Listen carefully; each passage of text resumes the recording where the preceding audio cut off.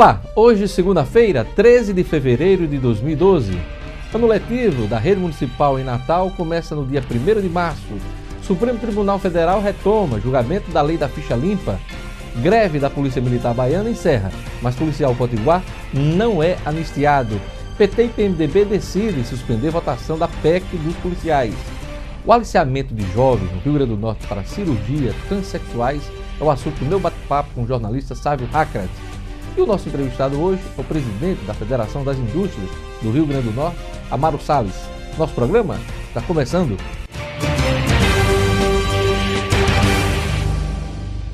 Os deputados Gilmar Tato, líder do PT na Câmara dos Deputados, e Henrique Eduardo Alves, líder do PMDB, decidiram não votar mais a PEC 300, proposta de emenda à Constituição que fixa o piso salarial nacional para bombeiros e policiais.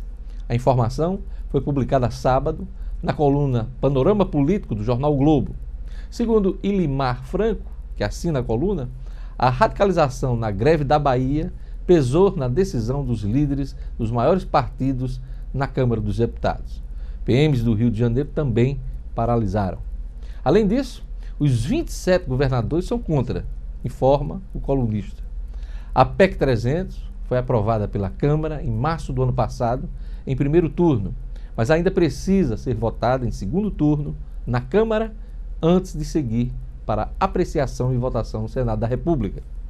O piso salarial seria de R$ 3.500 para os militares de menor graduação, no caso dos soldados, e de R$ 7.000 para os de maior posto.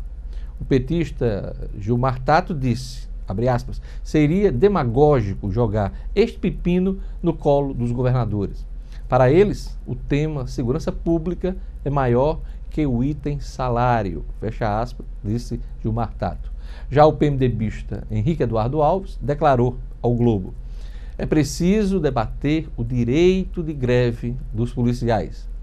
Na semana passada, eu disse aqui neste programa e no blog do Diógenes que o governo e categorias devem estabelecer limites para o direito de greve.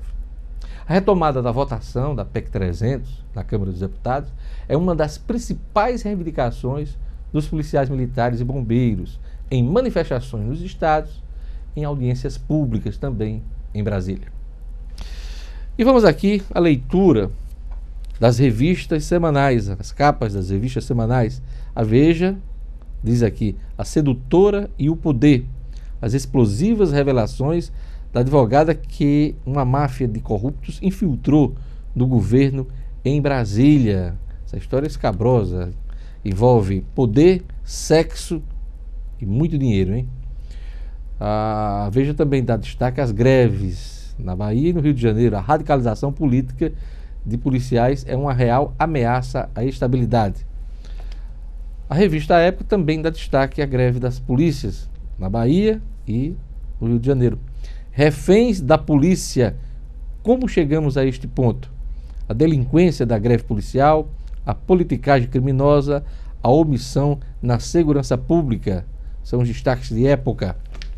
A Carta Capital destaca aqui: Pinheirinho, as razões da tragédia, jogadas e artimanhas de Najinarras para burlar as dívidas e recuperar o terreno. A Carta Capital também dá destaque aqui aos movimentos grevistas da polícia na Bahia. Bahia, as lições da greve da PM que os governos precisam aprender, diz a Carta Capital. E os destaques da internet. O Estadão.com diz aqui que, ao fazer o balanço do primeiro ano do programa Saúde Não Tem Preço, a presidente Dilma Rousseff disse nesta segunda que 7,8 milhões de diabéticos e hipertensos receberam medicação gratuita no país. Apenas em janeiro deste ano, 3,2 milhões de pessoas tiveram acesso gratuito aos remédios por meio do programa Aqui Tem Farmácia Popular. É o destaque do Estadão. O portal G1 destaca aqui o julgamento do acusado de matar Eloá em Santo André, hein? Aquele caso rumoroso da jovem que foi morta pelo ex-namorado. Começou por volta das 10 horas da manhã, horário de Brasília, desta segunda-feira, no Fórum Santo André. o julgamento de Lindenberg Alves Fernandes, acusado de matar a ex-namorada Eloá Cristina Pimentel, em 2008. O júri iniciado pela juíza Milena Dias ocorre mais de 3 anos após um dos sequestros mais longos do país, acompanhado ao vivo pela TV, que terminou com a morte da estudante com 15 anos à época. Um fato lamentável, uma história muito triste. O portal nominuto.com destaca aqui que o Simpol denuncia regalias de Carlo Barana no Hospital São Lucas. Ela que é uma das principais envolvidas na Operação Judas, que desbaratou os desvios precatórios no Tribunal de Justiça. O presidente do Sindicato dos Policiais Civis e Servidores da Segurança Pública do Rio Grande do Norte, Jair Oliveira, denunciou esta manhã, em entrevista à equipe do portal No Minuto, que a ex-chefe da divisão dos precatórios do TJ, Carlo Barana, mesmo estando presa à disposição da Justiça, goza de inúmeras regalias no hospital em que está internada, o Hospital São Lucas. Segundo Jair, os horários de visitas não são respeitados e não há o controle dos visitantes. Ele explicou que há uma determinação de não causar constrangimentos nem a ela, nem aos visitantes, e que por isso não são revistados ou sequer têm os nomes relacionados. Contudo, Jair não soube informar de quem seria a determinação, é o que informa aqui o portal nominuto.com. A lei da ficha limpa deve voltar à pauta de julgamentos do Supremo Tribunal Federal na próxima quarta-feira. Deverão ser analisadas as 3 ações que tratam da validade da norma, cuja análise começou em novembro do ano passado. O julgamento será retomado com o voto do ministro Antônio Dias Toffoli, que interrompeu a votação com um pedido de vistas em 1º de dezembro. Até o momento, foram registrados 2 votos favoráveis à lei. O relator, ministro Luiz Fux, votou pela legalidade da norma, mas entendeu que alguns ajustes precisam ser feitos. Ele defendeu, por exemplo, que o político que renunciasse para escapar da cassação só ficaria inelegível depois que houvesse processo contra ele na Comissão de Ética. A lei da ficha limpa é um resultado de projeto popular, de iniciativa popular, que obteve apoio de mais de 1,6 milhão de eleitores em todo o país. Foi aprovada meses antes das eleições presidenciais de 2010 para barrar candidatos com pendências na Justiça. Ano letivo da Rede Municipal de Educação em Natal foi adiado e começa no dia 1º de março. Os detalhes com a repórter Gerlane Lima. A justificativa é que algumas unidades de ensino ainda estão passando por obras de reparo na estrutura física, o que é extremamente necessário para o pleno funcionamento das atividades. Outro ponto em destaque é o fechamento das questões burocráticas no processo licitatório da merenda escolar, que também é extremamente importante para o funcionamento das escolas e centros de educação infantil. Todo o detalhamento da alteração do calendário escolar do município será apresentado na abertura da 12ª Jornada de Educação das Escolas de Natal, no próximo dia 22 de fevereiro, no Semuri. Gerlane Lima, para o programa Diógenes Dantas no Minuto. Em instantes, greve da Polícia Militar baiana encerra, mas policial potiguar não é anistiado. Jovens no Rio Grande do Norte estão sendo aliciados para cirurgias transexuais. Estes são assuntos do meu bate-papo com o jornalista Sávio Hacrat. O programa Diógenes Dantas no Minuto volta daqui a pouco.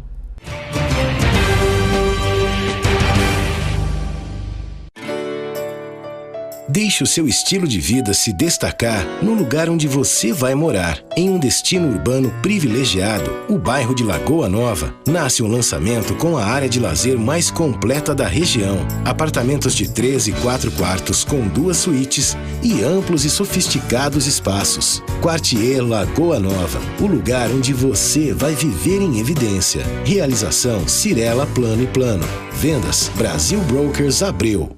Que tal contar com TV em HD desde o pacote mais básico, ter o maior número de canais HD do mercado e ainda pagar um dos menores preços do Brasil? Aguarde, vem aí Cabo HD, imagens de altíssima resolução, canais com programação diversificada, cores e sons inconfundíveis. Não dá pra perder. Pacote HD Master e HD Super disponíveis a partir de fevereiro. Assine já e seja o primeiro a contar com todas as vantagens que só a Cabo HD pode oferecer. Cabo, é muito bom ser simples. A Prefeitura está fazendo mais pelo desenvolvimento de Parnamirim. Vem investindo com eficiência e colhendo excelentes resultados. Tem as menores taxas de analfabetismo e de pobreza de todo o estado. Reduziu significativamente a taxa de mortalidade infantil nos últimos anos. Tem o melhor ensino fundamental dentre todos os municípios da Grande Natal. E já detém a segunda melhor renda domiciliar do Rio Grande do Norte. Sim, Parnamirim, é possível fazer mais. O governo do Rio Grande do Norte está realizando a Operação Verão no litoral de norte a sul. Os bombeiros já estão prontos para orientar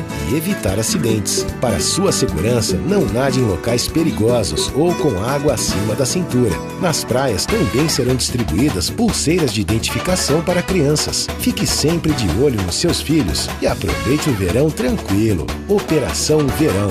A gente por perto, você mais seguro. Governo do Rio Grande do Norte.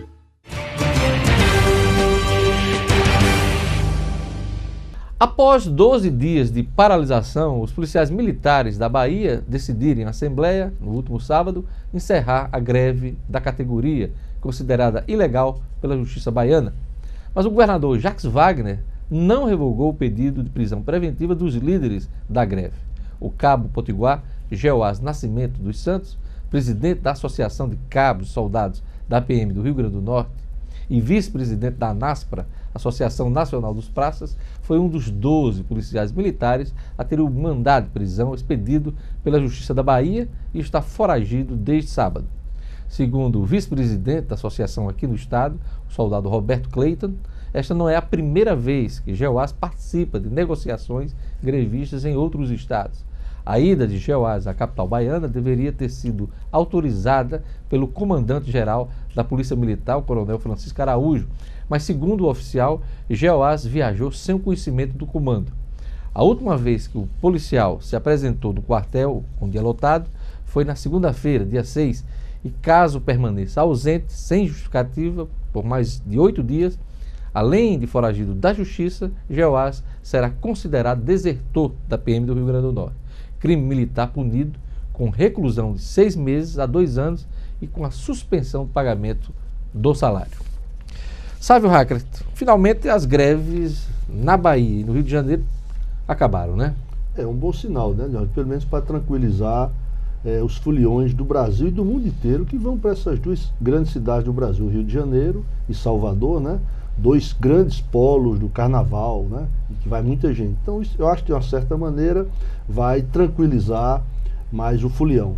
Por trás desses movimentos grevistas da polícia está a aprovação da PEC, a Emenda Constitucional 300, que fixa o piso salarial, usando como parâmetro o salário da Polícia do Distrito Federal, que é paga pela União. Isso é demagogia, né, sabe?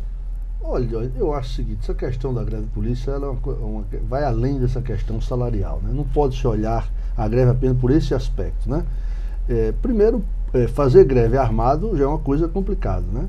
Uma coisa complicada. Que fica refém à sociedade, né? Exatamente. Agora, inegavelmente, nós não podemos deixar de olhar a sociedade e os governos não podem deixar de olhar a situação precária dos nossos policiais. Não é só o salário. Claro, como é que a gente pode confiar num soldado que ganha R$800? Como é que o cara vai colocar a vida dele em risco por esse salário? Por exemplo, ou que seja R$1.000 e poucos, não é, Diógenes? Mas não é só isso. E o treinamento desses policiais? A gente sabe que não são bem treinados, né? É uma responsabilidade muito grande do Estado colocar uma pessoa na rua como policial com a arma na cintura, né? Então, eu acho que essa questão da segurança pública no Brasil tem que ser definitivamente discutida, analisada, quebrar essa caixa preta que existe em função disso. E tratada sem demagogia. Quando eu falo demagogia, não é nem da categoria, da reivindicação que é justa, que é legítima, mas sim da classe política que gera esse tipo de problema, esse tipo de expectativa com a votação desta emenda, né? Exatamente, quer dizer, tem que se olhar isso com seriedade, olhar a questão da segurança pública como uma questão de Estado, né? Quer dizer, e tentar encontrar um caminho disso definitivo. Claro que isso não se resolverá da noite para o dia, mas é preciso dar o primeiro passo. A sociedade precisa ter uma polícia bem equipada, bem aparelhada, bem treinada, bem remunerada, disciplinada para se sentir seguro. O policial é pago pelo Estado para quê? Para proteger o cidadão. Mas, sinceramente, algum cidadão se sente protegido, pela polícia? Muito complicado. Sabe, desde 97 o país acompanha determinadas greves nas polícias, né? Tivemos aquela movimentação toda em Minas Gerais, em 97. Depois tivemos outra greve que se alastrou pelos estados em 2001.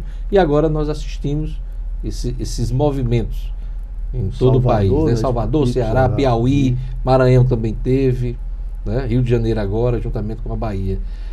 De uma vez por todas, precisa ser discutida essa questão. Né? Não dá para a gente ficar...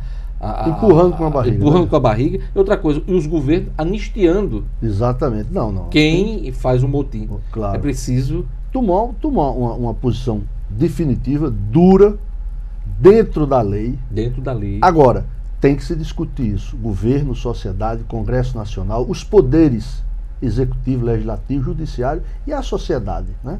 Tem que discutir, encontrar um caminho para isso aí. Não dá mais, em pleno século XXI, Diógenes, o Brasil se colocando hoje como sexta economia do mundo, né? Despontando aí como país desse novo milênio de crescimento e tal, e a gente ter esse tipo de problema.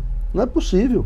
Ainda mais quando estamos às vésperas de dois eventos internacionais, que é a Copa do Mundo e as Olimpíadas. Exatamente. Né? Que essa questão da segurança pública tem que ser bem tratada para que não tenhamos problemas nesse Você período. Veja que é tão sério isso, Diógenes, que o governo americano, em função da greve da polícia da Bahia, o que é que fez? Emitiu um comunicado para todos os seus embaixados e consulados, recomendando aos americanos que tomassem cuidado se viessem passar o carnaval na Bahia, por causa da greve. Você veja como é um assunto que mobiliza o mundo, as pessoas se informam disso aí. É um assunto de Estado. De Estado, né?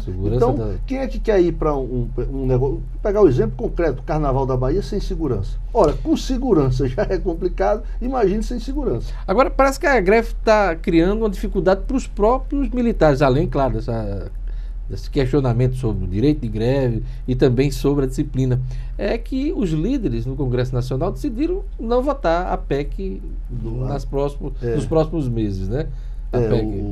Especialmente o líder do PT, que é o deputado Gilmar Tato, e o líder do PMDB, que é o deputado aqui do Rio Grande do Norte. A greve, em vez de ajudar, acabou adiando essa votação, essa definição, né? Porque eu acho até o seguinte, Diógenes, porque a sensação que eu tenho é que eles adiaram isso aí para tentar aprofundar mais o debate sobre a segurança pública, né? E não focar apenas na PEC 300. Como se a PEC 300, digamos, aprovada, estava resolvido os problemas de segurança. A gente sabe que não está. A gente sabe que não é assim. É apenas um passo. Depois do anúncio da suspensão, no último sábado, o deputado Henrique Eduardo Alves, pelo Twitter, falava que quer levantar esse debate no âmbito da Câmara dos Deputados. Não só o assunto da PEC, mas tudo que envolve a questão da segurança pública e os policiais. Inclusive o direito de greve. Acho que ele está absolutamente correto. Agora, tem que levantar. Não adianta dizer e daqui a 15 dias esquecer o assunto, aí passa mais 15 dias e tal, entre eleições, que o assunto terminou o ano e não se trata disso. Com a responsabilidade de líder que ele tem, de um partido grande e forte dentro do Congresso Nacional, que tem o vice-presidente da República, esse assunto deve estar na ordem do dia. Nesta edição, nós vamos ter uma entrevista com o presidente da Fierne, o empresário Amaro Salles. Um dos assuntos é o Porto Natal. Porto Natal que sequer tem um estudo de viabilidade, né? O Porto na outra margem, né? Porque nós temos de um lado e há esse projeto, inclusive ficou fora do PPA. Mostra o quê? Uma irresponsabilidade política nisso aí, né? Porque anunciar esse porto da outra margem, a bancada colocou até emenda, né? Para um porto que só existe na cabeça dos nossos políticos, dos nossos deputados, dos nossos senadores, né?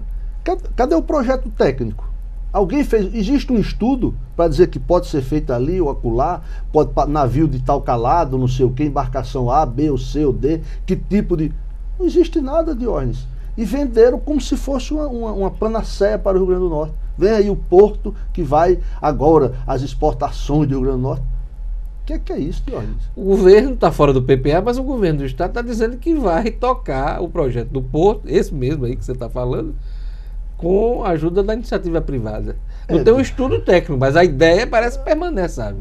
Mas tudo bem. Agora, tem que ter, Diógenes, o estudo técnico elaborado, dizer objetivamente onde é que deve ser, por quê, como, tá certo? O que é que vai entrar e sair por acolá, né? por esse porto. Não dá apenas, Diógenes, para ficar nesse blá blá blá da política. Cansa, Diógenes. A sociedade não acredita mais nessa coisa, desse tipo de promessa. Ô Diógenes, você está falando no porto aqui. Você se lembra quando se falou pela primeira vez aqui na zona de processamento e exportação para Natal? Vou lhe dizer quando. 88, do governo Sarney, final do governo Sarney. Já falava nisso. Vamos bandeira do deputado Henrique Eduardo Alves, desde aquela época. Cadê a zona de processamento e exportação? Estão saindo agora. Aonde? Né? Macaí, vai ter outra em Açu, não. Sim, não. Tudo bem. Parece que promessa para o futuro. Tem lá um tijolo. Tem isso, sabe, Diógenes? Essas coisas que faz a sociedade acreditar na atividade política cada vez mais, né? Porque é esse tipo de coisa, Diógenes. São promessas, palavras ao vento, eu chamo. São palavras ao vento.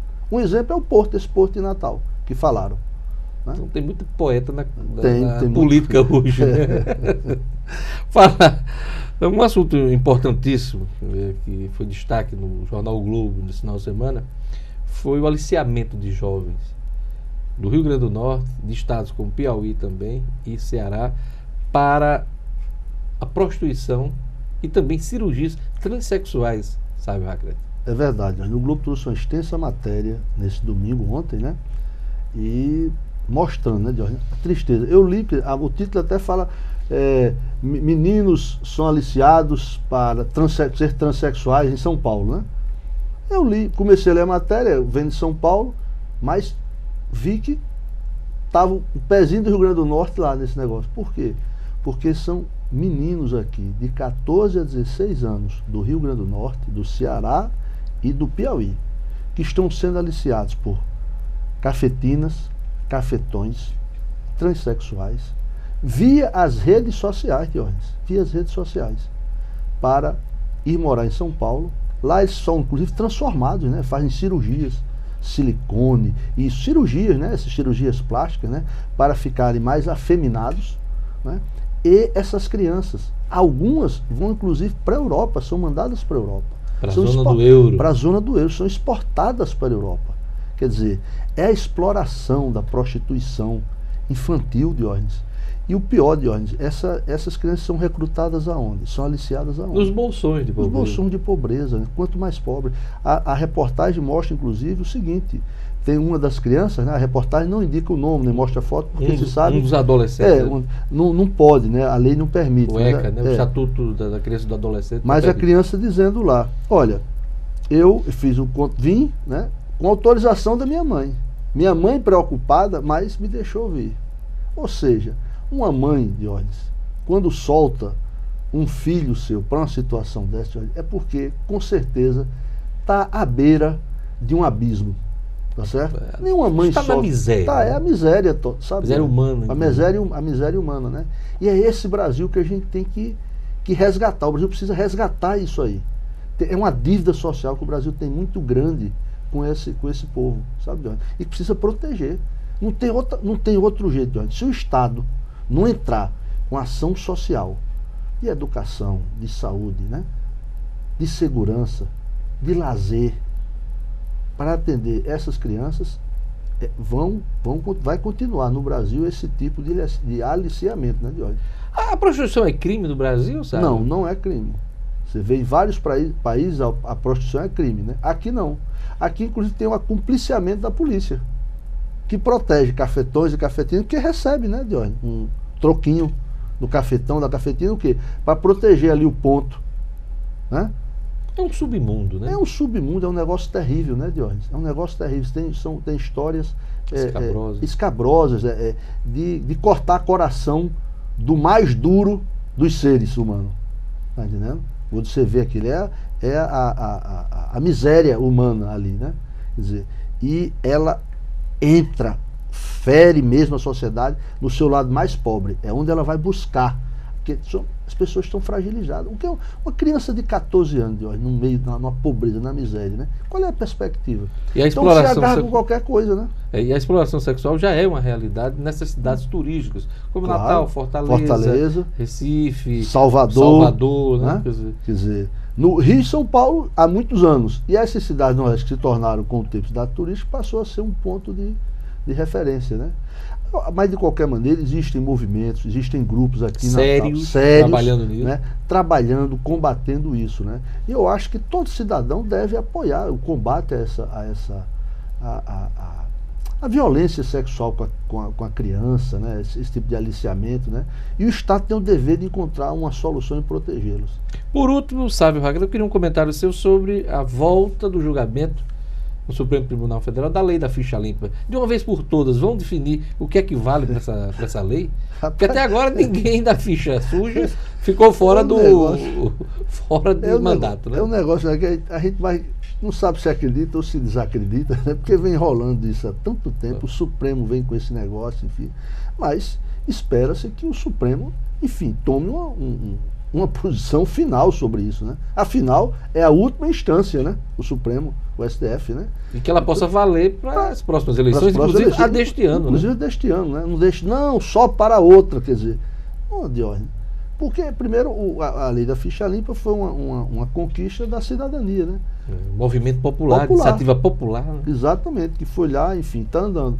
Então está na hora do Supremo fazer valer a lei, né? Aliás, não precisava de lei para o camarada ser honesto e poder representar a sociedade num cargo público, né? Exatamente. Deveria ser uma premissa. Devia ser a coisa mais natural limpa, do né? Você tem a ficha limpa, então não é só para política, para qualquer coisa, né? Na vida, né? Tudo. Certo? Tem a ficha limpa, você é um cidadão de bem que merece estar em qualquer posição, né? Mas é que, historicamente, muita gente vai atrás de um mandato, um mandato popular para ter a imunidade. Exatamente.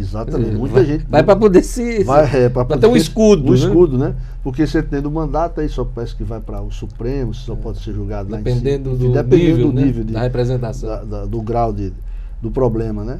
Mas, como cidadão, acho que a gente tem que torcer, né? E pressionar. Aliás, imunidade parlamentar ou imunidade para ministro, para governante, deve ser no exercício do seu... da função função política, claro, que ele tem, né? Enquanto tem ali, né? Imunidade parlamentar, no discurso, na hora de votar. Agora, imunidade para crime de outra natureza, safadeza, roubo, crimes, assassinatos. A imunidade deve ser para a palavra, porque na ditadura... Palavra e o voto. O voto, claro. Né? O cara tem a liberdade de falar, né, e de votar. Porque nas ditaduras, sem imunidade, aí, por que se caçou tanta gente no Brasil, né? No regime de exceção, né? Então, a imunidade foi para isso, para proteger a democracia. Não é para proteger a safadeza. Mas aí os caras encontrou um jeitinho para proteger a safadeza. E nós, como cidadão, temos que condenar isso aí, tá certo? E temos que pressionar o Congresso, todas as casas legislativas e os poderes executivos para não aceitando isso aí. E até porque a lei da ficha suja, quer dizer, o cara só não é ficha limpa se ele for condenado por um colegiado. Em segunda instância. Né? Até aí, Diógenes, nas primeiras discussões eu tinha essa dúvida. Mas hoje eu acho que é justo que seja pelo colegiado, né? Porque, Diógenes, qualquer um de nós, qualquer ser humano, né? Está sujeito a uma ação. E a uma injustiça. E a uma injustiça de um juiz qualquer, tá certo? Numa decisão monocrática. Monocrática, não é que o juiz por si só já vai ser injusto. Não é isso não. Mas qualquer um de nós pode cometer ele. Uma distorção de um processo, injustamente. A gente pode fazer um julgamento injusto. Eu posso ser injusto, entendeu? Mas no colegiado... No colegiado é diferente, que envolva eu, você e mais outras pessoas, meu voto pode até ser injusto. Mas aí você diz, olha, sabe, não é assim, assado, ele tem a calma. E aí, nisso aí eu acho que está correto. Deus queira que a ficha limpa realmente seja definida e funcione a partir dessa eleição. Né, Sávio, muito obrigado por sua participação mais uma vez no nosso programa e até depois do Carnaval, né? Depois do Carnaval. É isso aí. Obrigado, Sávio. Em instantes, você vai acompanhar uma entrevista com o presidente da Federação das Indústrias do Rio Grande do Norte, Amaro Salles. A queda da empregabilidade nos setores de confecções, têxtil e construção civil é um dos assuntos da minha conversa com Amaro Salles. Eu volto daqui a pouco. O governo do Rio Grande do Norte está realizando a Operação Verão no litoral de norte a sul. Os bombeiros já estão prontos para orientar e evitar acidentes. Para sua segurança, não nade em locais perigosos ou com água acima da cintura. Nas praias também serão distribuídas pulseiras de identificação para crianças. Fique sempre de olho nos seus filhos e aproveite o verão tranquilo. Operação Verão. A gente por perto, você mais seguro. Governo do Rio Grande do Norte. Que tal contar com TV em HD desde o pacote mais básico, ter o maior número de canais HD do mercado e ainda pagar um dos menores preços do Brasil? Aguarde, vem aí Cabo HD, imagens de altíssima resolução, canais com programação diversificada, cores e sons inconfundíveis. Não dá pra perder. Pacote HD Master e HD Super disponíveis a partir de fevereiro. Assine já e seja o primeiro a contar com todas as vantagens que só a Cabo HD pode oferecer. Cabo, é muito bom ser simples. A Prefeitura está fazendo mais pelo desenvolvimento de Parnamirim. Vem investindo com eficiência e colhendo excelentes resultados. Tem as menores taxas de analfabetismo e de pobreza de todo o estado. Reduziu significativamente a taxa de mortalidade infantil nos últimos anos. Tem o melhor ensino fundamental dentre todos os municípios da Grande Natal. E já detém a segunda melhor renda domiciliar do Rio Grande do Norte. Sim, Parnamirim, é possível fazer mais. Deixe o seu estilo de vida se destacar no lugar onde você vai morar. Em um destino urbano privilegiado, o bairro de Lagoa Nova, nasce um lançamento com a área de lazer mais completa da região. Apartamentos de 3 e 4 quartos com 2 suítes e amplos e sofisticados espaços. Quartier Lagoa Nova, o lugar onde você vai viver em evidência. Realização Cirela Plano e Plano. Vendas Brasil Brokers Abreu.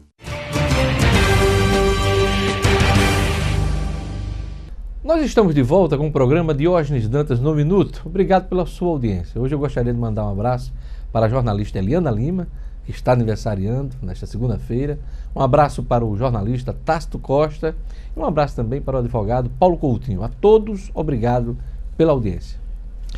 A indústria do Rio Grande do Norte registrou queda na empregabilidade de setores como os de confecções e o têxtil. Acompanhe minha entrevista com o presidente da Federação das Indústrias do Rio Grande do Norte, o empresário Amaro Salles. Presidente, a indústria no Brasil teve um 2011 não muito bom, não seria diferente aqui no Rio Grande do Norte. Qual a avaliação que o senhor faz do momento da indústria aqui no estado? No Rio Grande do Norte tivemos, principalmente na questão da empregabilidade, 2 setores que foram sim castigados com o desemprego.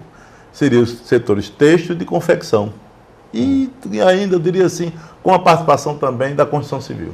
Por que essa queda no setor têxtil e confecção? Olha só, a China tem investido pesadamente nessa questão de têxtil e de confecção. Então, na hora que a China manda seus produtos para cá, não para efetivamente para o Rio Grande do Norte hoje. Hoje, se o Rio Grande do Norte disser que não aceita nenhuma exportação feita pela China, mas aceita o estado de Alagoas, aceita o estado de Sergipe, aceita a Bahia, aceita o Santa Catarina. Então, isso, de uma certa maneira, chega de qualquer forma aqui no Rio Grande do Norte.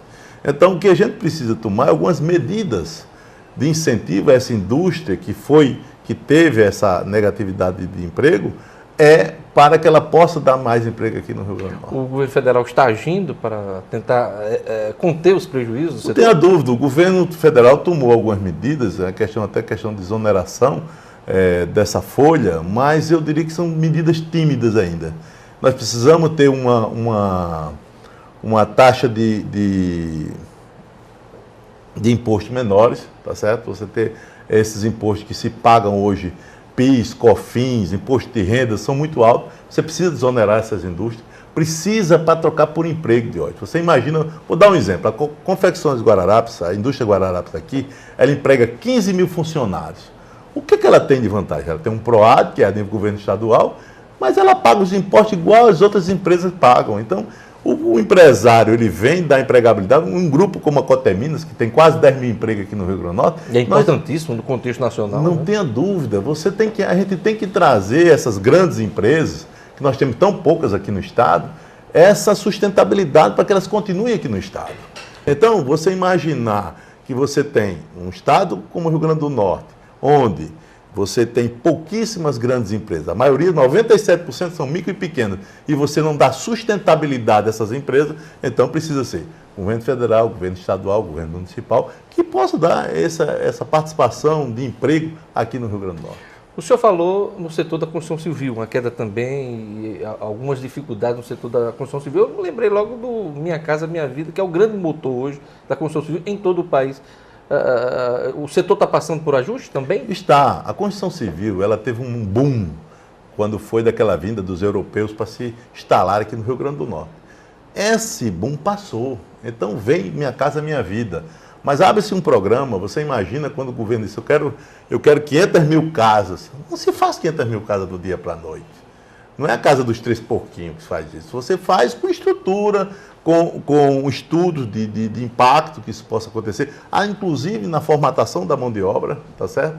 Então o que acontece? O programa Minha Casa Minha Vida vem sofrendo ajuste, tá certo? Há notícias que agora esse incentivo por parte do governo, da Caixa Econômica, em liberação de FGTS para a compra de material, isso vai melhorar o setor da construção civil, eu tenho certeza.